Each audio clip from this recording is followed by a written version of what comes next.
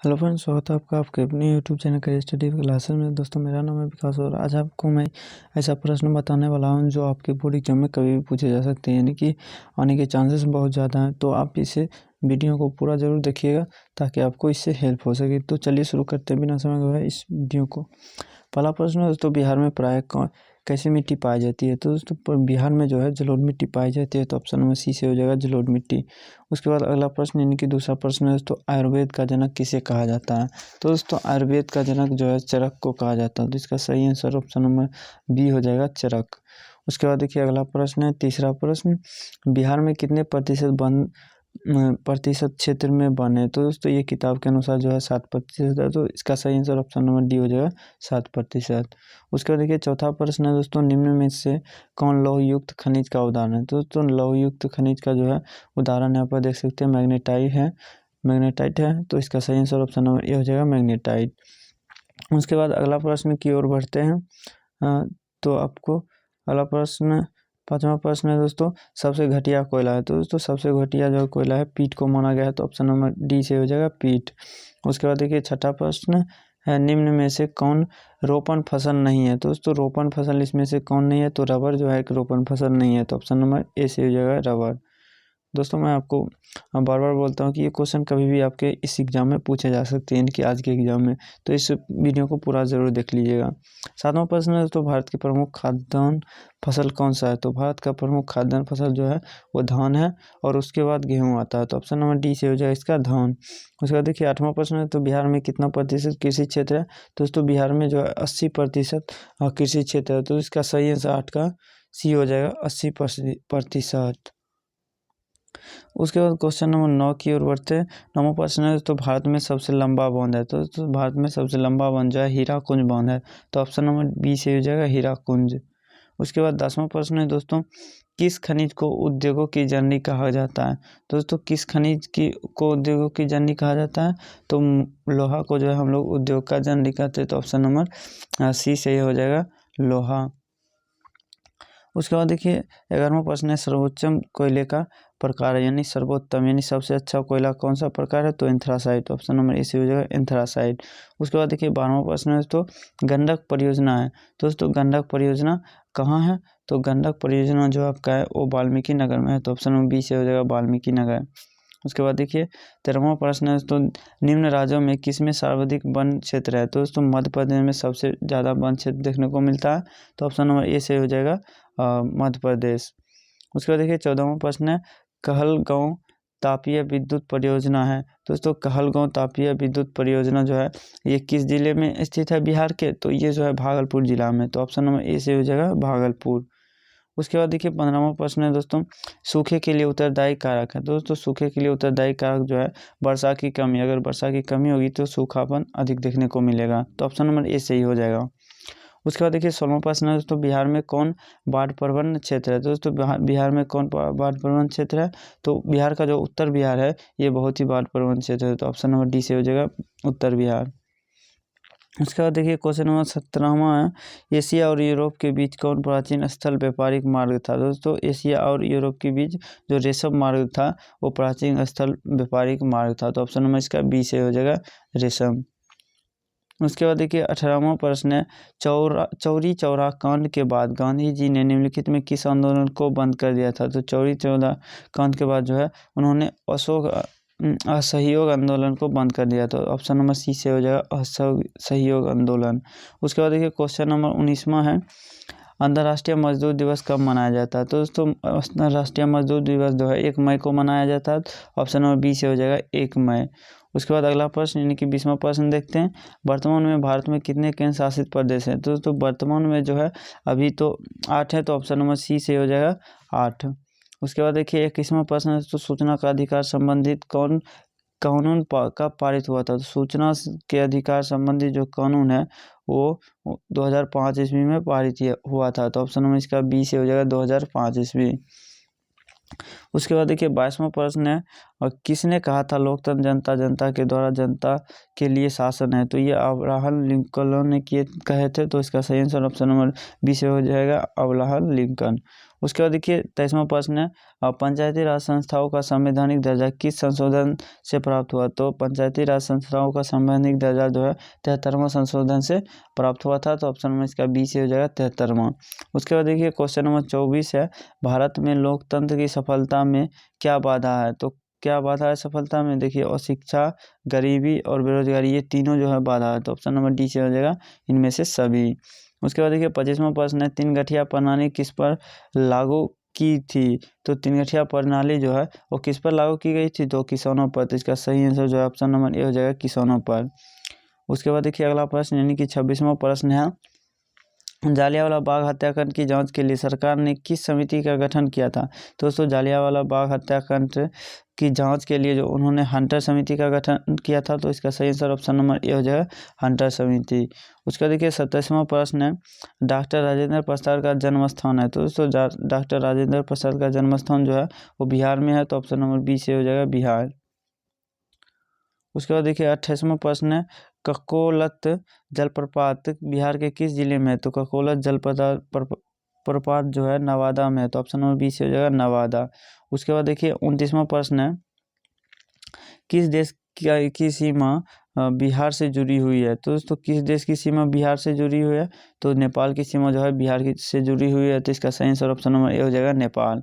उसके बाद देखिए 30वां प्रश्न है दोस्तों गठबंधन की सरकार बनाने के लिए किस प्रकार की दलीय व्यवस्था की जरूरत है। गठबंधन की अगर सरकार बनाते हैं तो उसके लिए बहुदलीय व्यवस्था होने की जरूरत है। तो ऑप्शन नंबर सी से हो जाएगा बहुदलीय व्यवस्था। उसके बाद देखिए 31वां प्रश्न है भारतीय जनता पार्टी के प्रथम अध्यक्ष कौन थे। तो दोस्तों भारतीय जनता पार्टी के प्रथम अध्यक्ष जो थे अटल बिहारी वाजपेयी थे। तो ऑप्शन नंबर डी से हो जाएगा अटल बिहारी वाजपेयी। उसके बाद देखिए 32वां प्रश्न है भारत में राष्ट्रीय आपातकाल की घोषणा कब हुई। तो भारत में राष्ट्रीय आपातकाल की घोषणा जो है 1975 से 77 तक चला था। तो घोषणा कब हुई थी 75 में। तो ऑप्शन नंबर बी से हो जाएगा। उसके बाद 33वां प्रश्न है भूकंप केंद्र के ऊर्ध्वाधर पृथ्वी पर स्थित केंद्र को कहते हैं। तो भूकंप केंद्र के ऊर्ध्वाधर पृथ्वी पर स्थित केंद्र को कहते हैं अधिकेंद्र। तो ऑप्शन नंबर बी से हो जाएगा अधिकेंद्र। उसके बाद क्वेश्चन नंबर 34वां सुनामी संबंधित है। तो दोस्तों सुनामी किससे संबंधित है। तो ये सुनामी जो है समुद्र में आता है। तो ऑप्शन नंबर सी से ही हो जाएगा समुद्र से। उसके बाद 35वां प्रश्न है दोस्तों मलबे के नीचे दबे लोगों का पता लगाने के लिए किस यंत्र का उपयोग करते हैं। तो हम लोग करते हैं इंफ्रारेड कैमरा का। तो ऑप्शन नंबर सी हो जाएगा इंफ्रारेड कैमरा का। उसके बाद देखिए 36वां प्रश्न है निम्नलिखित में कौन प्राकृतिक आपदा है। तो यहाँ पर देख सकते हैं प्राकृतिक आपदा कौन सा है। तो भूकंप जो है एक प्राकृतिक आपदा है। तो ऑप्शन नंबर सी से हो जाएगा भूकंप। उसके बाद देखिए 37वां प्रश्न है निम्न में से खड़ी फसल कौन सा है। तो खड़ी फसल धान इनमें से है। तो ऑप्शन नंबर डी से हो जाएगा धान। उसके अगर रबी पूछा जाता तो गेहूं होता। उसके बाद देखिए 38वां प्रश्न है ऑपरेशन फ्लड क्या है। तो ऑपरेशन फ्लड क्या है। तो ये डेयरी विकास है। तो इसका ऑप्शन नंबर बी से हो जाएगा डेयरी विकास। उसका 39वां प्रश्न है रिजर्व बैंक ऑफ इंडिया की स्थापना कब हुई।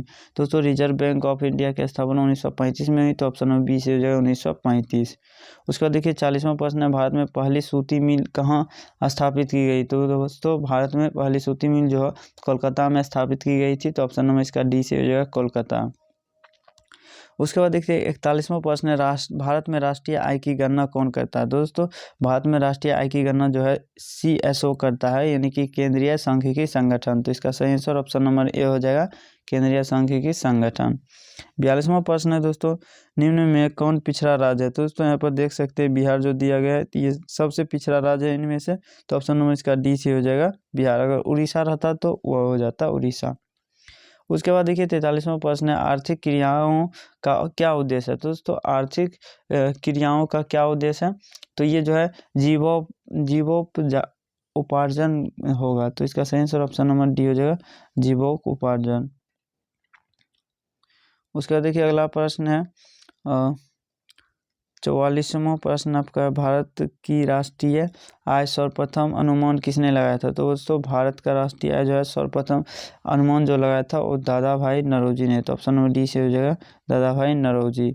उसके बाद देखिए 45वां प्रश्न है दीर्घकालीन ऋण प्रदान करने वाली संस्था कौन सी है। तो दीर्घकालीन ऋण जो है ये सभी प्रदान करते हैं। देख सकते हैं किसान महाजन भूमि विकास बैंक एवं प्राथमिक कृषि साख समिति। तो ऑप्शन नंबर इसका डी सही हो जाएगा। उसके बाद 46वां प्रश्न है तो उपभोक्ता अधिकार दिवस कब मनाया जाता है? तो दोस्तों उपभोक्ता अधिकार दिवस जो है 15 मार्च को मनाया जाता है। तो ऑप्शन नंबर बी सही हो जाएगा 15 मार्च। उसके बाद देखिए क्वेश्चन नंबर 47 है, पंजाब में भूमि न्यूनीकरण का मुख्य उद्देश्य क्या है? तो दोस्तों पंजाब में भूमि न्यूनीकरण का मुख्य उद्देश्य जो है अत्यधिक सिंचाई है। तो ऑप्शन नंबर डी से हो जाएगा अत्यधिक सिंचाई। उसके बाद देखिए 48वां प्रश्न है, सोपानी कृषि प्रचलित है। तो दोस्तों सोपानी कृषि जो है वो पहाड़ों के इलाका में प्रचलित है। तो ये यहाँ पर देख सकते हो उत्तराखंड जो है पहाड़ों का इलाका है। तो ऑप्शन नंबर डी से हो जाएगा उत्तराखंड में। उसके बाद देखिए 49वां प्रश्न है, भारत में रज्जू मार्ग कहाँ है? तो ये राजगीर में स्थित है। तो इसका सही आंसर ऑप्शन नंबर बी हो जाएगा राजगीर। उसके बाद देखिए 50वां प्रश्न है, सासाराम नगर का विकास कब हुआ था? दोस्तों सासाराम नगर का विकास जो है मध्य युग में हुआ था। तो ऑप्शन नंबर ए से हो जाएगा मध्य युग में। उसके बाद देखिए 51वां प्रश्न है, गोविंद सागर कृत्रिम जलाशय संबंधित है। दोस्तों गोविंद सागर कृत्रिम जलाशय जो है भाखड़ा नगर बांध से संबंधित है। ऑप्शन नंबर सी से हो जाएगा भाखड़ा नगर बांध। उसके बाद देखिए 52वां प्रश्न है, सर्वाधिक भूस्खलन प्रवण राज्य है। दोस्तों सर्वाधिक भूस्खलन प्रवण राज्य इनमें से कौन सा है? तो इसका सही आंसर ऑप्शन नंबर ए हो जाएगा उत्तराखंड जो है सर्वाधिक भूस्खलन प्रवण राज्य है। उसके बाद देखिए 53वां प्रश्न है, बिहार का कौन सा भाग सर्वाधिक सूखा है प्रवण है? तो दोस्तों बिहार का इसमें कौन सा भाग जो है सर्वाधिक सूखा है? तो पूर्वी बिहार हो जाएगा। तो इसका सही आंसर ऑप्शन नंबर बी हो जाएगा पूर्वी बिहार। उसके बाद देखिए 54वां प्रश्न है, 1871 में कौन सी संधि हुई थी? तो दोस्तों 1871 में फ्रैंकफर्ट की संधि हुई थी। तो ऑप्शन नंबर इसे हो जाएगा फ्रैंकफर्ट। उसके बाद देखिए 55वां प्रश्न है, 1830 की क्रांति के बाद फ्रांस में किस प्रकार का शासन स्थापित हुआ?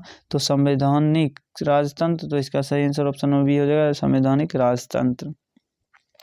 उसके बाद क्वेश्चन नंबर 56 है, रूस की बोल्शेविक क्रांति का नेतृत्व किसने किया? तो रूस की बोल्शेविक क्रांति का नेतृत्व जो है लेनिन ने किया था। तो ऑप्शन नंबर सी से हो जाएगा लेनिन। उसके बाद 57वां प्रश्न है, निम्नलिखित में कौन संचार सेवाओं का अंग है? दोस्तों निम्नलिखित में कौन संचार सेवाओं का अंग है? तो इनमें से सभी हो जाएगा। तो ऑप्शन नंबर डी से हो जाएगा इनमें से सभी। उसके बाद क्वेश्चन नंबर 58 है, मानवीय पूंजी निर्माण का मुख्य घटक है। दोस्तों मानवीय पूंजी निर्माण का इसमें से मुख्य घटक कौन सा है? तो ये सारे हैं जो है मुख्य घटक है। तो ऑप्शन नंबर इसका डी से हो जाएगा इनमें से सभी। इसके बाद देखिए 59वां प्रश्न है, वैश्वीकरण का क्या अर्थ है? दोस्तों वैश्वीकरण का अर्थ है विश्व अर्थव्यवस्था में समन्वय लाना। तो ऑप्शन नंबर सी से हो जाएगा विश्व अर्थव्यवस्था में समन्वय।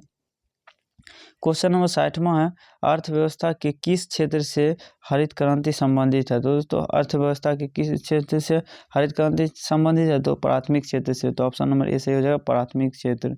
उसके बाद देखिए 61वां प्रश्न है, निम्नलिखित में कौन सा संस्थान भारत में मुद्रा जारी करने के लिए अधिकृत है? दोस्तों इनमें कौन सा संस्थान है जो मुद्रा जारी करने के लिए अधिकृत है? तो ये हो जाएगा आपका रिजर्व बैंक ऑफ इंडिया। तो ऑप्शन नंबर ए से हो जाएगा रिजर्व बैंक ऑफ इंडिया। उसके बाद देखिए अगला प्रश्न यानी कि आपका 62वां प्रश्न हो जाएगा। 1 मिनट,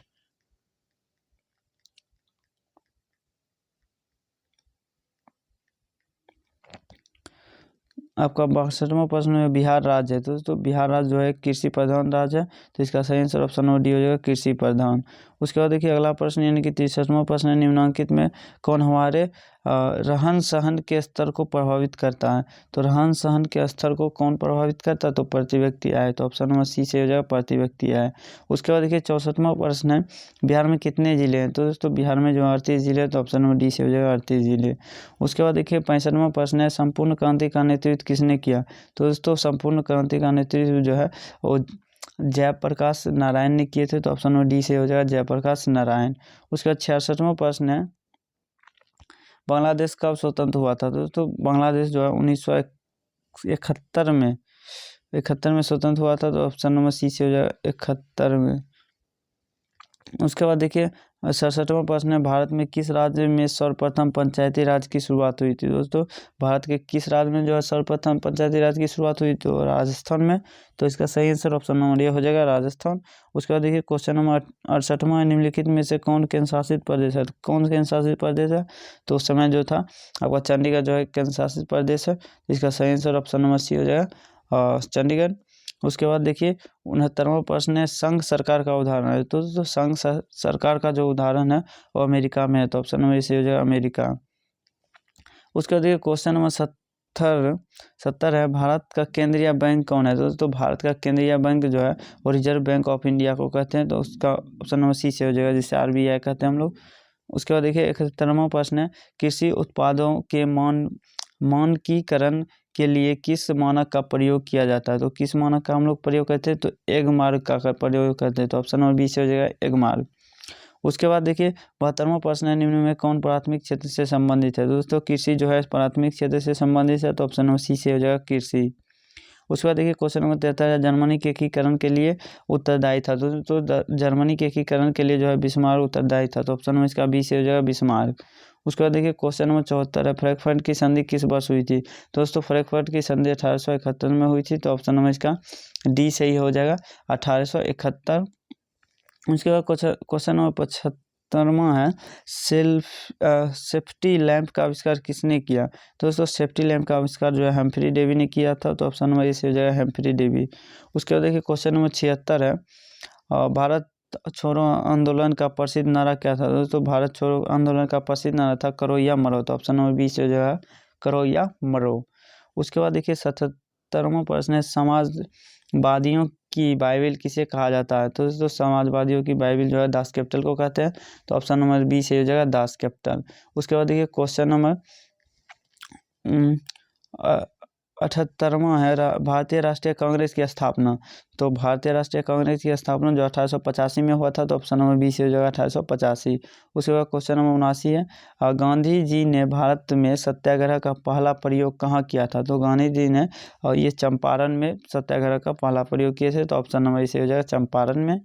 उसके बाद क्वेश्चन नंबर 80 और एवं लास्ट है, मुद्रण का आविष्कार कहाँ हुआ? तो दोस्तों मुद्रण का आविष्कार जो है वो चीन में हुआ था। तो ऑप्शन नंबर सी से हो जाएगा चीन। दोस्तों उम्मीद करता हूँ आपको वीडियो जरूर पसंद आई, तो अपने दोस्तों के साथ शेयर करें और आप लोगों के लिए आज के लिए बेस्ट ऑफ लक। तो मिलता है अगले वीडियो के साथ, तब तक के लिए जय हिंद।